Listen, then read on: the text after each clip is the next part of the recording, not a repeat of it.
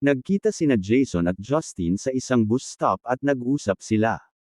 Panay ang kwento ni Justin ng problema sa kanyang pamilya. Hanggang si Jason ang nagsalita, "Pare, sa tingin mo, nakakaloko ang mga problema mo sa pamilya mo.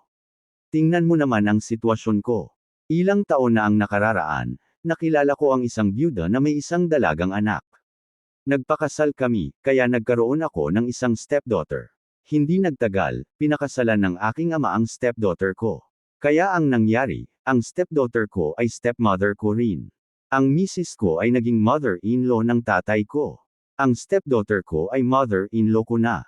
Nagkaanak sila ngayon ng isang lalaki na siyang naging half-brother ko, pero dahil anak siya ng anak ng aking asawa, apo siya ng aking asawa kaya lolo ako ngayon ng aking kapatid sa ama.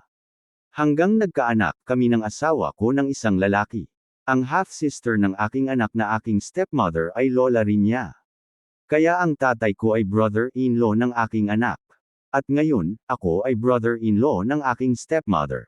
Ang asawa ko ay tiyahin ng sarili niyang anak.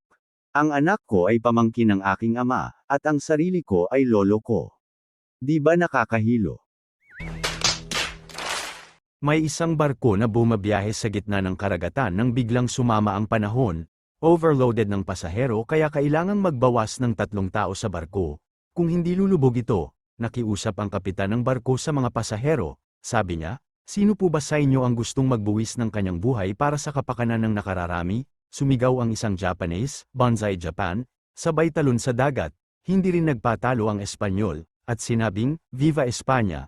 Sabay talon din sa dagat, pero hindi rin nagpatalo sa isang Pinoy ng pasahero, pumunta agad siya sa gilid ng barko at sabay sigaw, "Mabuhay ang Pilipinas!" Sabay tadyak doon sa isang Bombay para mahulog ito sa dagat, palakpakan ang mga tao dahil lahat sila ay nakaligtas sa pagkakalunod. I am the one, the way you turn